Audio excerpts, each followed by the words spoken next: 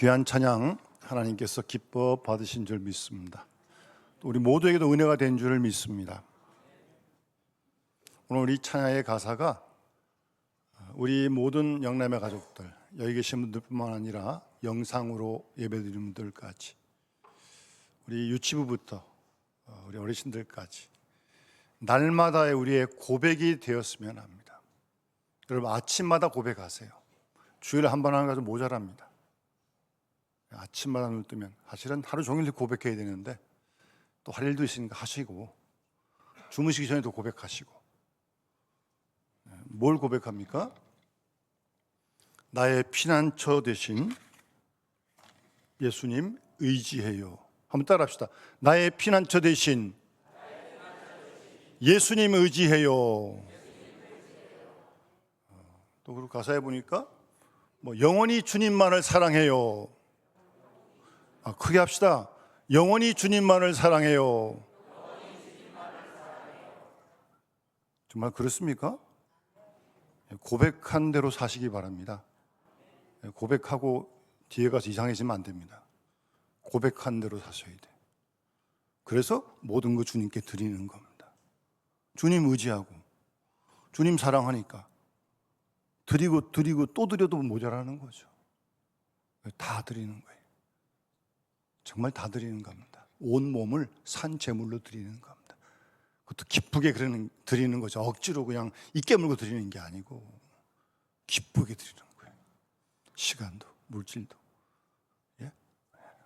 우리 그런 고백하면서 매일매일 살아가시는 2026년이 될 수 있기를 주의 이름으로 축원합니다. 여러분, 한 사람을 알아가는 데는 시간이 필요하지 않습니까? 부부가 결혼해서 수십 년을 살아도 다 아는 것 같은데 모르는 게 또 있더라고요. 여러분, 안 그렇습니까? 네. 참 시간이 많이 걸려요. 사람을 알아가는데. 그래서 우리 목회자 세계에는 이런 얘기가 있습니다. 어느 교회 임지로 이렇게 부임하게 되면 3년 동안 가만히 있으라고 합니다. 설교만 하고 설교는 안 할 수 없으니까. 왜 그런 줄 아세요? 최소한 3년은 지나가야 교인들도 좀 알고 그러는 거지, 처음 와가지고 누가 누군지 어떻게 합니까?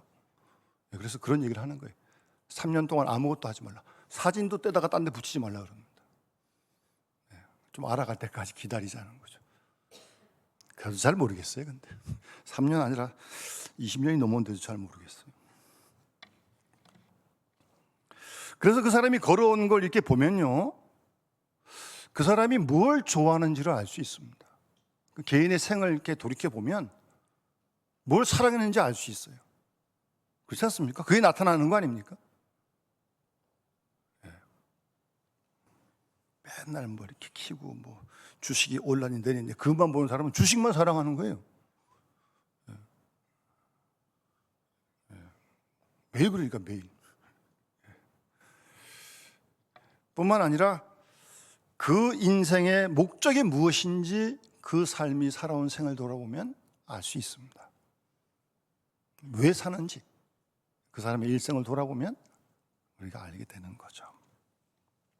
그런데 우리 인생의 삶을 역사로 한번 붙여봅시다. 우리 인생의 역사를, 삶을 이렇게 돌이켜보면 자기 역사로 사는 사람들이 많이 있습니다. 내 뜻을 관철하고 내 계획을 이루기 위해서, 내 욕심을 힘쓰기 위해서 모든 게 중심이 나야. 그건 자기 역사를 써가는 거예요. 그런 사람이 있는가 하면 우리 개인의 역사, 개인의 삶 속에 하나님의 역사를 써가는 사람들이 있습니다. 우리 삶을 통해서 하나님이 이루시고자 하는 역사를 써가는 개인의 삶이 있고 개인의 역사가 있다는 말씀입니다. 성경에 나온 인물들이 다 그런 사람들 아닙니까? 오늘 사무엘도 마찬가지고. 개인의 삶이지만 그 삶을 하나님이 개입하셔서 하나님의 역사를, 구원의 역사를 써가시는 거죠. 그래서 2026년 우리 모든 믿음의 식구들, 어린아이부터 어르신들까지 우리 삶을 통해 하나님이 이루시고자 하시는 하나님의 역사를 정말 써가는 그런 한 해가 될 수 있기를 기도하고 힘쓸 수 있길 바랍니다. 내 역사만 쓰지 말고, 내 역사만 쓰지 말고 나를 통한 하나님의 역사, 그런 삶을 살아갔으면 하는 마음이 간절합니다. 그래서 우리의 개인의 삶이 내 역사가 아니고 하나님의 역사가 될 수 있도록 말입니다. 오늘 우리 사무엘상 1장의 내용은 여러분 잘 아시기 때문에 길게 설명은 하지 않겠습니다. 자세히 설명하지 않겠습니다. 아시는 대로 이 엘가나라고 하는 사람에게 부인이 둘이 있습니다. 아내가 둘이 있다는 자체가 벌써 좀 문제가 있는 가정입니다. 정상적인 가정은 아니에요. 첫 부인이 한나고요, 둘째 부인이 브닌나입니다. 앞에 우리 본문 앞에 보면 한나는 아이를 낳지 못하는데 브닌나는 자식이 있었다고 기록하고 있습니다.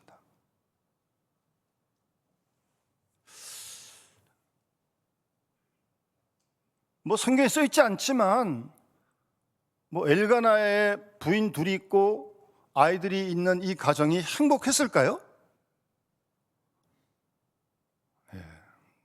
날마다 긴장이겠죠. 부인이 둘이 있는데 보나마나 뻔한 거 아닙니까?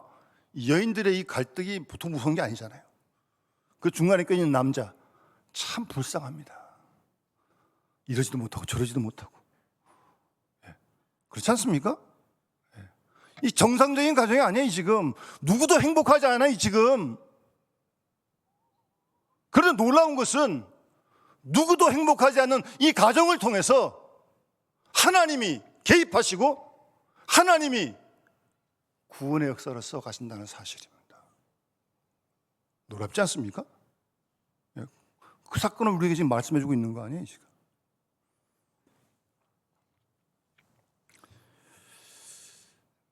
어쨌든 엘가나가 참 많이 애를 써요. 옛날이나 지금이나 남자 다 불쌍합니다. 가여워요. 이쪽 눈치 보지 저쪽 눈치 보지. 여기 갑절 준다 그러고 두별 준. 그런데 이렇게 그래도 계속 한나는 불편한데 그것도 브린나가 또 한나를 공격하고, 이 여인들의 그 싸움이 얼마나 또 무섭습니까, 여러분?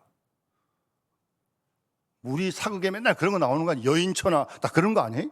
어떻게 죽이고 살리고 맨날 맨날 그거 하는 거 아니에요? 그거 인형에다가 콱 반을 찔러가지고 죽인다는 이상한 짓만 하고 있다. 그러니 이 한나와 브린나 사이에도 이게 성경에 자세히 기록지 않았지만 그런 갈등이 여전할 거 아니에요? 있겠어요. 근데 어쨌든 이 엘가나가 그런 참 불편한 상황이지만 하나 참 잘하는 것은 본문의 그 앞에 보면 이 절기를 따라 실로로 예배하러 제사하러 올라갑니다. 9절에 화목제를 드리는 것 같아요. 그 음식도 나는 먹어요. 한나 사랑한다고 한나는 2배를 줘요. 딴 사람 하나밖에 안 주는데. 그래도 한나는 먹지 못합니다. 브린나가 계속 공격하고 그냥 속을 다 긁어놓으니까. 먹으면 되겠어요? 채야지. 잘 보세요. 근데 여러분, 예배드리러 제사드리러 지금 가요. 한나도 가요. 지금 한나가 가고 싶겠습니까? 지금 가면 뻔히 어떤 일이 날지 아는데, 브린나가 어떻게 할지도 알고 있는데 가기 싫어요. 안 가고 싶어요. 그런데도 한나는 매년 올라갑니다. 한나가 잘한 것 중에 하나가 바로 그거예요. 아마 같이 식구가 실로로 올라가는 그 걸음걸음이, 상상을 해보세요. 한나가 어떻게 했는가? 죽는 것보다 싫으실지도 몰라요. 가서 일어날 일이 뻔하니까. 그런데도 한나가 사무엘 낳기 전까지 빠지지 않습니다. 이 점이 아주 한나의 신앙에 아주 훌륭한 점입니다. 예배를 빠지지 않았다는 거예요. 올라가는 걸음이 고통스럽지만 회피하지 않았다는 겁니다. 예배를. 그런 분은 안 계시겠지만 어젯밤에 혹시 부부간에 싸움을 했다 할지라도 휴전하고 예배는 나와야지. 싸웠다고 기분 나쁘다고 교회를 안 와요? 예배를 안 드려요? 그 예배가 더 중요한 거예요? 하나님이 중요한 거예요? 자기가 중요한 거예요? 어떤 교인들이 가끔 그래요. 저한테 와서. 목사님, 누구 때문에 교회 가기 싫어요? 그러더라고요. 그 사람 뭐라고 교회 오는 겁니까? 지금 우리가? 한나는 절대 예배를 포기하지 않습니다. 불편해도, 고통스러워도, 분이 나가 계속 격분시켜도 예배드리러 올라갑니다. 여러분, 예배를 어떤 무엇과 거래하지 마십시오. 무엇과도 양보하지 마십시오. 만왕 왕이신 하나님, 그분에게 예배하는 예배를 이렇다고 그러고 저렇다고 그러고 이리서 안 가고 저리서 안 가고 뭐예요 도대체 그거는? 한나는 절대 예배를 포기하지 않습니다. 정말 죽을 것 같았을 거예요. 같이 가는 게. 그래도 꼭 가서 제사를 드리고 예배를 드립니다. 여러분, 이렇게 우리 주일 예배를 드리는 게 이게 뭐 아무것도 아닌 것 같지만 아무것도 아닌 게 절대 아닙니다. 여러분, 주일날 나와 예배하는, 영상으로 예배하는 그 예배에 받으시고 우리를 지켜주신 줄 믿습니다. 여기가 회복의 자리고, 하여튼 한나는 고통스럽지만 예배를 포기하지 않습니다. 여러분, 예배를 소홀히 여기는 것은 하나님을 경멸하는 겁니다. 아시겠습니까? 하나님이 너무나도 소중하기 때문에, 그래서 예배 어떤 상황에서도 나오는 거예요. 하나님께 나와야죠. 하나님보다 더 중요한 사람이 어디 있어요?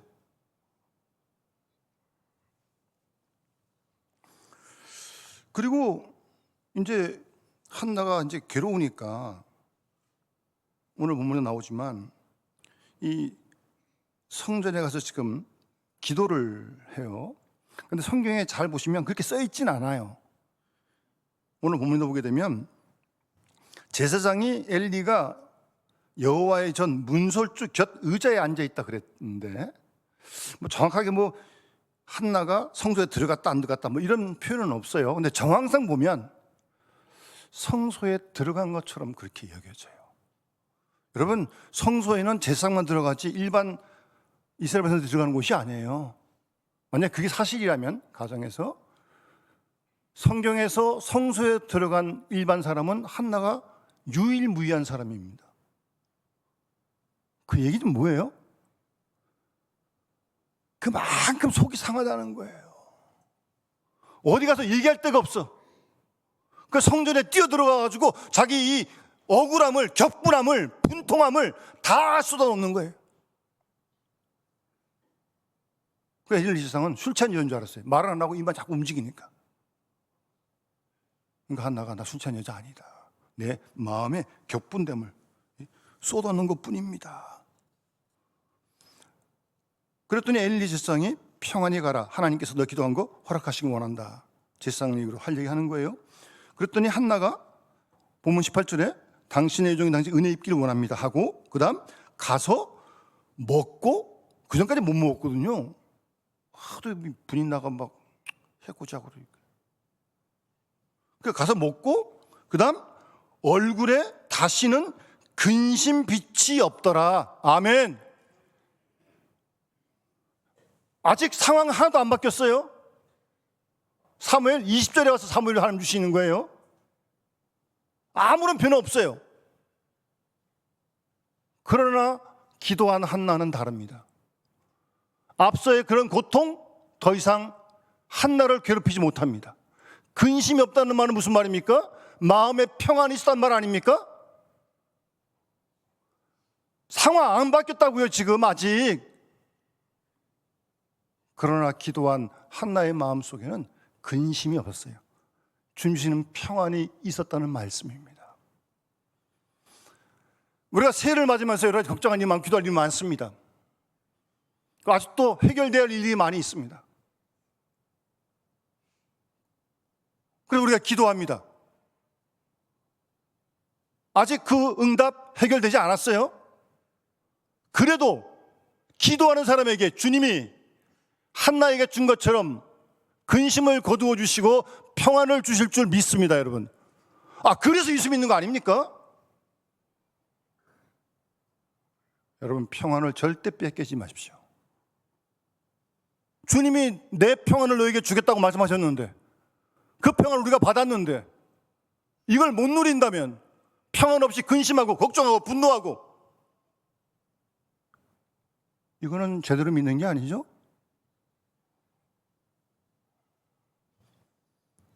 한나가 이 고통 중에 있었지만 일단 예배를 빠뜨리지 않았다는 겁니다. 그리고 엘리 말 듣고 돌아가서 밥도 먹어야 뭐 힘이 있어야 뭐 할 거 아니에요. 밥도 먹고, 그리고 얼굴에 근심빛이 없더라, 평안이 있더라 라는 말씀입니다. 우리가 그런 평안을 날마다 주님께로 공급받고, 아직 문제가 해결되지 않았다니까요. 그럼에도 불구하고 평안을 누리면서 하루하루를 살아가는 게 신앙생활이죠. 이런 은혜를 놓치지 마시기 바랍니다. 힘써 예배하시고, 우리 장로님 기도하시는 것처럼 문제가 있으면 즉시 기도하세요. 뭐 나중에 교회 가서 기도하겠다고요? 뭐 언제? 지금 당장 급한데 무슨 그 일주일 내내 그냥 불안할 거예요? 그러면 일주일 내내 근심할 거예요? 즉시로 기도하세요. 즉시로 맡기고 부르짖고, 한나에게 주신 이런 근심을 거둬주시는 평안을 매일매일 누려가시길 바랍니다. 뺏기지 마세요. 왜 그걸 뺏겨가지고 여기를 갖다가 황폐하게 만들고, 얼굴이 시커매가지고 어두워가지고, 그래가지고 나보고 예수 믿겠습니까? 딴 사람이?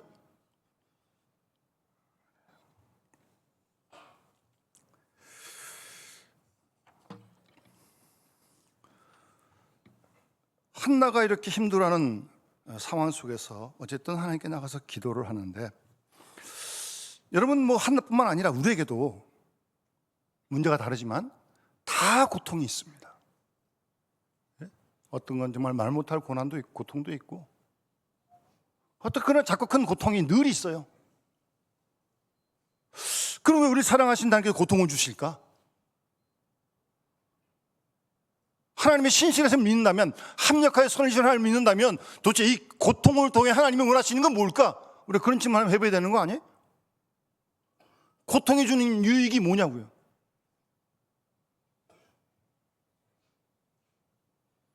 그 시편 119편 시인은 고난당하는 게 내게 유익이다, 그런 고백을 하잖아요. 그런 유익이 있다는 거 아니겠어요? 도대체 고통이 한나의 삶을 통해서 우리가 주는 유익이 무엇인지, 한번 그런 계획을 우리가 생각해 봐야죠. 여러분, 우리가 우리 인생 나그네에서 만나는 고통들은, 어려운 일들은 우리로 하여금 하나님께 나아가게 합니다. 하나님께 기도하게 합니다. 우리의 기도가 진실되게 만들어갑니다. 고통이, 여러분, 사람이 아프지 않으면, 고통이 없으면 기도하겠습니까? 등 따뜻하고 배부른데 기도하겠냐고요? 안 합니다. 일반적으로 고통이 있으니까 부르짖는 거예요. 아프니까 살려달라고 외치는 겁니다. 하나님께. 고통은 우리에게 기도가 살아나게 하고요, 고통을 통해서 부르짖는 그 손길은 하나님 붙잡아 줄 줄 믿고요, 우리 인간의 역사를 하나님의 역사로 연결시켜 주는 게 고통 중에 하나는 기도입니다. 여러분, 더 이상 내 역사로 끝나지 않고 고통 중이지만 부르짖고 주님의 손을 붙잡고 주님의 은혜를 경험하면서 하나님의 역사를 써가게 하는 그런 유익이 있다는 말씀이에요. 지금 한나 얘기가 그 얘기 아닙니까? 그렇게 기도했더니 사실 한나는 꿈도 못 꿨던 거죠. 사무엘 주셔가지고 이런 하나님의 구원의 역사, 하나님의 역사를 써가실 줄 알았겠냐고요. 그런 걸 기대하고 한 건 아니에요. 그러나 고통 중에 부르짖고 기도했더니 하나님이 개입하셔서, 그 성경의 그 5절에 보면 그에게 임신하지 못하겠다 그랬잖아요, 처음에. 그럼 하나님이 개입했다는 말씀 아닙니까? 개입해서는 뜻뿐만 아니라 하나님이 다른 계획을 갖고 계시다는 걸 암시하고 있는 거죠. 하나님이 임신하지 못하게 했다. 그런데 기도를 들으시고 하나님께서 사무엘을 주시고 이 복잡한 가정에 태어난 사무엘을 통해서 이스라엘의 사사시대를 정리해 가시는 이런 놀라운 하나님의 역사를 지금 써가고 계신 거예요.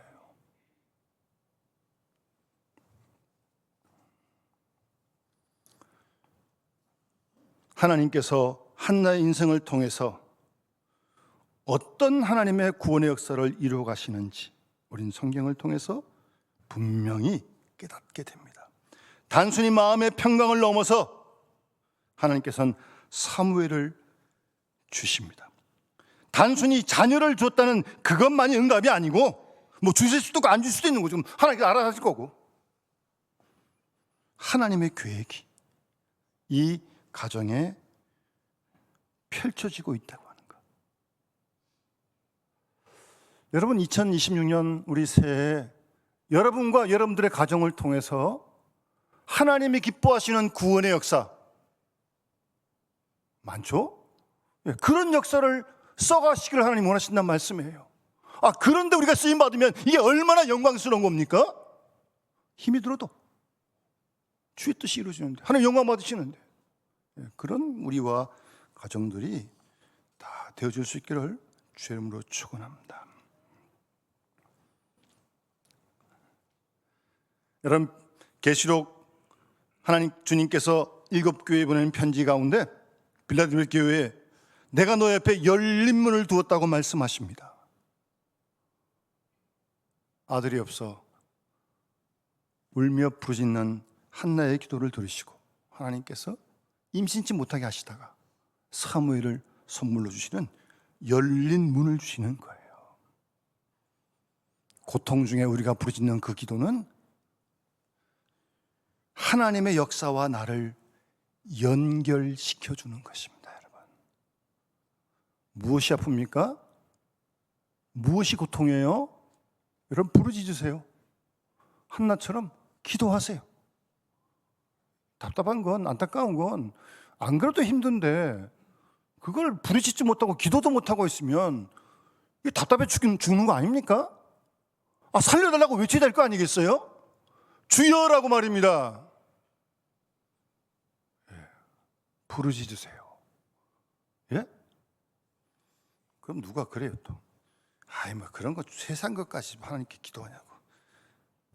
걱정하지 마십시오. 온 우주 만물을 창조하신 하나님이 이 지구촌의 수십억 그리스도인이 다 기도해도 끄떡없습니다. 뭘 하나님이 생각해 주는 것처럼 하면서 기도도 안 하고 있으면서 그럴 거 없어요. 부르짖으세요 계속.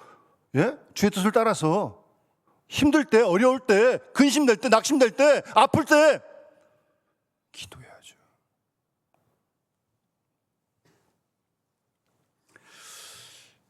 본문에 보면 한나가 정말 통곡하며 격분됨을 다 털어놓는데 본문 11절에 보면 중요한 그 기도의 내용 중에 한나의 내용 중에 한 구절이 좀 특별합니다. 11절에 보면 서운하여 이르되 만군의 여호와여 만일 주의 여종의 고통을 돌보시고 나를 기억하사 한나가 그렇게 기도하는 거예요. 하나님 나를 기억하사 주의 여종을 잊지 않으시고 여종에게 아들 주시면 내가 바치겠습니다. 지금 그러는 거예요. 요 중에 특별히 나를 기억하사 아주 중요한 기도의 내용입니다. 어찌 보면 이 기도의 내용을 통해서 한나의 인생이 역전되는 거죠. 바꿔지는 거죠. 예? 나를 기억하사. 나를 기억하사. 무슨 말입니까? 하나님, 저를 좀 잊지 마십시오. 하나님, 저를 좀 돌보아 주십시오. 그런 기도 아닙니까? 그럼 그런 기도 하세요. 예? 우리 모두가 좀 이 기도를 가지고 매일매일 살았으면 좋겠습니다. 여러분, 배부른 사람은 할 수 없는 기도입니다. 이 기도는 힘든 사람만 할 수 있는 기도예요. 우리 다 힘들잖아요. 인생 나가는 길에, 신앙생활에. 하나님, 그 힘든 나를 좀 기억해 주십시오. 그렇게 기도하고요. 누가복음 23장 42절 말씀 보시면 예수님 오른쪽에 강도가 예수여 당신 나라에 임하실 때 나를 기억하소서라고 기도합니다. 같이 예수님 앞에 십자가로 죽는데 이 기도가 이 오른편 강도의 인생을 바꾸는 거 아니에요? 나를 기억해 주십시오. 주님 뭐라고 말씀하십니까? 뭐 그 강도도 물론 죽었겠지만 구원받아 영생을 누리는 줄 믿습니다. 내가 나와 함께 낙원에 이를 것이다. 강도의 인생을 바꿔놓는 기도라니까요. 나를 기억해 주십시오.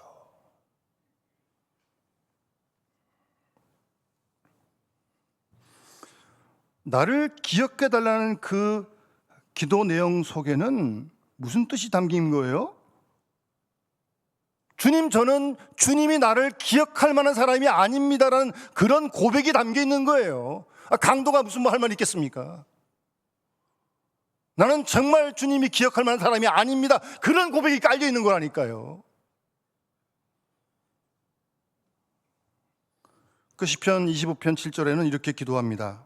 여호와여, 내 젊은 시절의 죄와 허물을 기억하지 마시고. 우리가 지난날 지은 죄와 허물을 낱낱이 주님이 다 감찰하신다면 여기 누가 살아남겠습니까? 그 죄, 그 허물 주님 다 기억하지 마시고 주의 인자하심을 따라 주님의 그 헤세드, 편치 않는 사랑을 따라 나를 좀 기억해 주십시오. 그렇게 기도하고 있어요. 마찬가지 얘기 아닙니까? 저는 당신이 기억할 만한 그런 사람이 아닙니다. 그 죄와 허물 과거 거 다 기억하지 마시고 하나님의 헤세드, 변함없는 그 끝없는 그 사랑으로만 나를 좀 기억해 주십시오. 여러분, 우리 모두는 이 기도를 해야 할 나쁜 사람들 아닙니까, 우리가?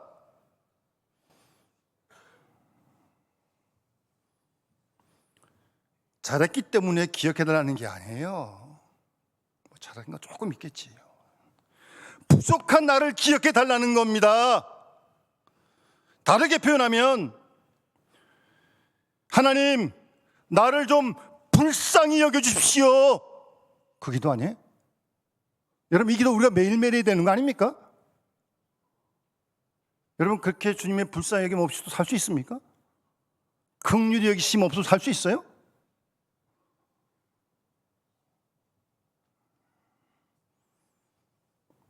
한나의 이 기도는 하나님 마음을 움직인 겁니다.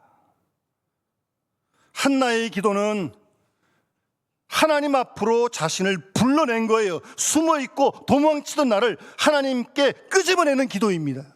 숨지 않습니다. 기억해 주십시오. 하나님, 제가 왔습니다. 저를 좀 기억해 주십시오. 하나님 마음이 뭉클했으리라 이렇게 믿어집니다. 교회에서 영성사를 보게 되면 어떤 무명의 그리스도인은요, 이 기도만 평생 했다는 그런 기록이 있습니다. 주여, 이 죄인을 불쌍히 여기십시오. 그 기도만 했대, 평생. 여러분도 하세요. 한번 따라해보세요. 주여, 이 죄인을 불쌍히 여기십시오. 날마다 기도하셔야 됩니다, 여러분. 그런 의미로 기억해달라는 거예요.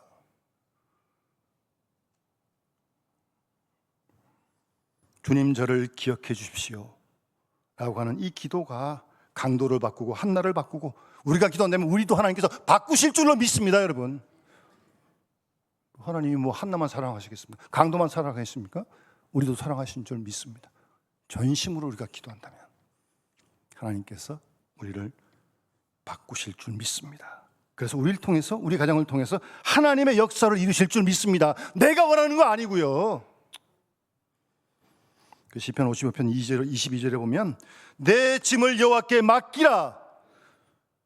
하나님이 너를 붙드시고 하나님이 의인의 요동함을 영원히 허락하지 않겠다고 약속하십니다. 여호와께 맡기라고요. 못 맡기니까 계속 불안한 거죠. 못 맡기니까 계속 근심하는 거죠. 염려하고. 맡기라니까요. 맡기면 주님이 붙드시고 의인의 요동함을 허락하지 않으신다고요. 뭐예요? 평안을 주시겠다는 거 아닙니까? 이런 상황 속에서도 이런 은혜를 입고 날마다 살아가야죠. 세상이 어떻게 변하든 어떤 일이 생기든 미사일 쏘든 말든 그래서 평안은 바람이 불어가지고 무슨 간판 떨어져 사람 죽기도 하고 그러고 있는데 지금 그래도 우리가 이 평안은 지켜야 될 거 아니겠어요? 그래야 기도도 하고 그러는 거지. 주님 이 죄인을 기억해 주십시오. 정말 진실되게.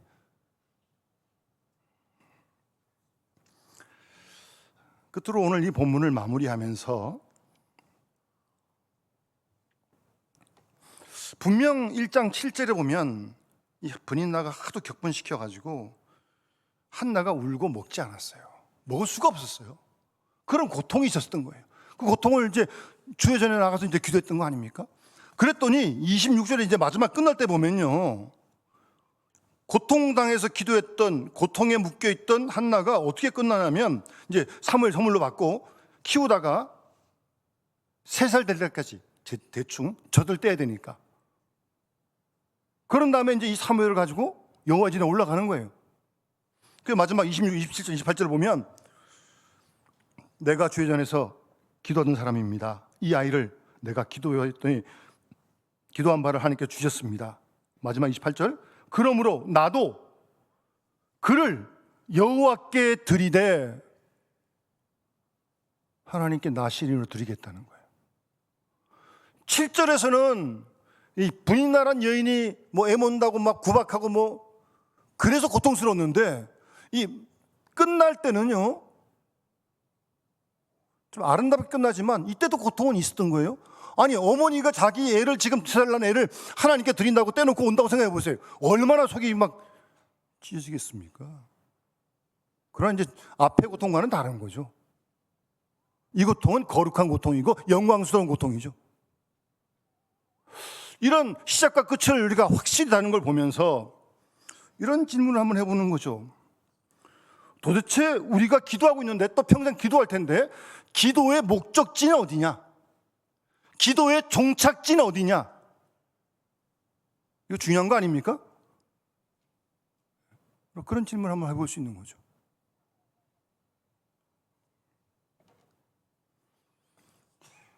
아마 3년 정도 키워서 젖을 떼가지고 이 어린 사무엘을 하나님께 드린다?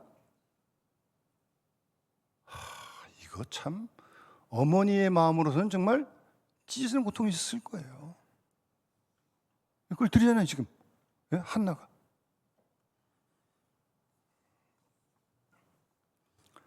오늘 이 한나의 기도의 응답 사건을 통해서 하나님의 개입의 역사뿐만 아니라 우리가 기도를 왜 하는지, 도대체 기도의 목적지는 어딘지, 여러분, 이 사무엘을 한나가 얻었을 때 분인나는 어땠을 것 같아요? 별로 기분이 안 좋을 수도 있죠. 얘 없어가지고 역시 구박했는데 구박도 못하고 이제는. 예? 네. 그러면 그 분인나를 대하는 한나의 태도는 어떻게 바뀌었을 것 같아요? 이런 거 성경에 안 써 있어요. 그러니까 그런 걸 묵상하는 거예요. 어땠을 것 같아요? 안 써 있으니까 우리가 기도하면서 묵상을 해보는 거죠.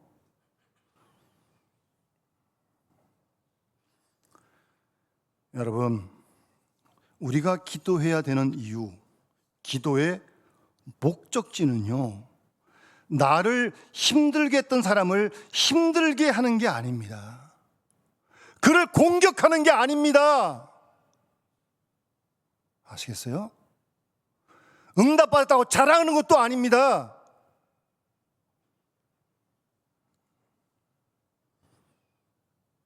성경에 한나가 기도 응답받고 사무엘이 얻고 분인나를 공격했던 어떤 의도도 발견되지 않습니다. 전혀 성경에 그런 기록 없어요. 오히려 주신 아들 사무엘을 하나님께 기꺼이 드리고 있어요. 다시 말씀드립니다.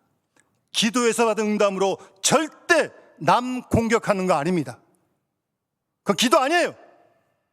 하나님 기뻐하시겠습니까? 그리고 응답받아도 자랑하는 것도 아니고. 기도의 목적지는 그런 게 아닙니다. 한나가 오늘 본문에 보여주는 것처럼 사무엘을 하나님께 드리고 바치는 것으로 끝이 나는 거예요. 뭐예요? 기도의 목적지, 기도의 종착지는 헌신입니다. 아들 3살짜리 젖대고 하나님께 바치는 헌신이라고요. 그게 기도의 목적이고 기도의 종착점입니다. 우리가 기도하는 이유는 우리를 주님께 더 드리기 위한 것입니다. 자랑도 아니고 괴롭혔던 사람 무너뜨리는 것도 아닙니다. 여러분 가정에 고통과 문제가 있습니까? 하나님께 부르짖으세요. 그래서 주님의 역사를 끌어당기세요. 그러나 응답받았다고 그것 가지고 절대 남 공격하지 마십시오.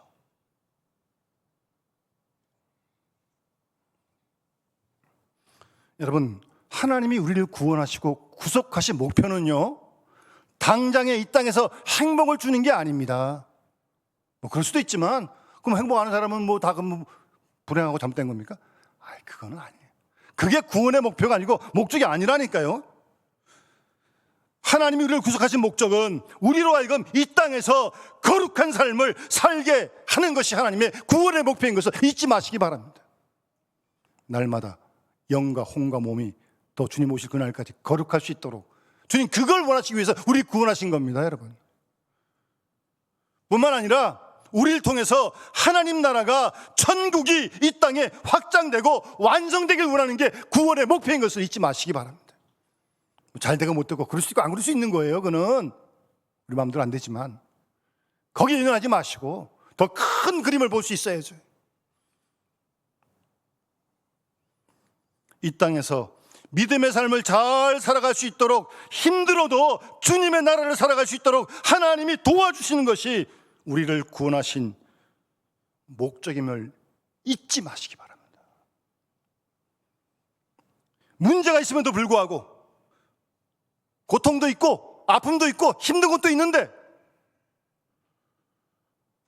하나님의 다스림 안에 있는 것, 하나님의 다스림 안에 거하는 것, 그것이 구원의 목표입니다. 힘들어도 하나님의 다스림 통치 안에 있는 거예요. 힘들다고 내 마음대로 하는 거 아닙니다, 여러분. 누가 안 본다고 함부로 하는 거 아니에요. 다 보고 계시고 다 듣고 계십니다. 구원의 완성은 하나님의 통치가 우리를 통해, 우리 가정을 통해, 교회를 통해 완벽하게 이루어지는 게 구원의 완성인 줄 믿습니다. 따라서 이 땅에서 우리 그리스도인의 삶이 우리를 통해, 교회를 통해서 천국 하나님 나라를 가리킬 수 있도록 하는 거예요. 우리를 보고 교회를 보고 사람들이, 세상이 하나님 나라를 볼 수 있도록, 그러려고 우리를 구원하신 겁니다, 여러분. 분명히 알고 우리가 새해를 살아가야 할 줄 믿습니다. 우리를 통해, 교회를 통해 하나님 통치가 완벽하게 이루어지는 것, 그래서 우리의 삶이, 우리 교회가 하나님 나라를 가르칠 수 있도록 하는 거, 우리 보고 교회 보고 하나님 나라가 저런 거구나, 그런 사명이 우리에게 있는 거예요, 여러분. 그러려고 우리를 구원하시다니까 하나님께서요. 이 중요한 사명을 다 잊어버리고 뭐 조그만 데 배워가지고 이게 뭐 그러면 안 되죠, 이거는.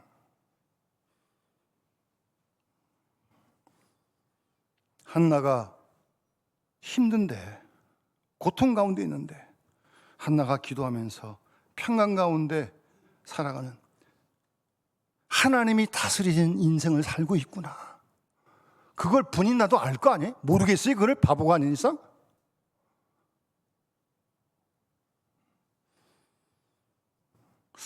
나중에 성경에 안 쓰여 있지만 분이 나가 이런 한나를 보고 어땠을까? 성경에 써 있지 않아요? 정상적인 사람이라면 나도 한번 한나처럼 변화됐으면 좋겠다, 그런 생각을 하지 않겠습니까? 하나님은 한나도 사랑하시고 분이나도 사랑하시고 엘가나도 사랑하십니다. 다 같이 사랑하시는 거예요, 하나님이. 우리의 가정은, 우리의 일생은 지금 하나님 나라 천국을 가리키고 있습니까? 예? 우리 스스로에게 질문을 하셔야 돼요, 여러분. 그래서 뭐 나나 뭐 이루어지면 뭐 좋다고 뭐. 그건 세상 사람 똑같이 하고 있는데 뭐 원하는 대로 안 됐다고 뭐 어두워가지고 그러고 있고 그런 건 아니잖아요. 한나의 삶은 고통을 넘어 천국을 가리키고 있는 것입니다. 기도의 목적지는 옆 사람을 이기는 게 결코 아닙니다. 우리를 좀 더 주님께 드리는 거예요. 더 드리는 거예요. 다 드리는 겁니다. 온 몸을 산 제물로 드리는 거예요. 그게 기도의 목적입니다. 성경은 엘가나의 실수를 더 이상 다루지 않습니다.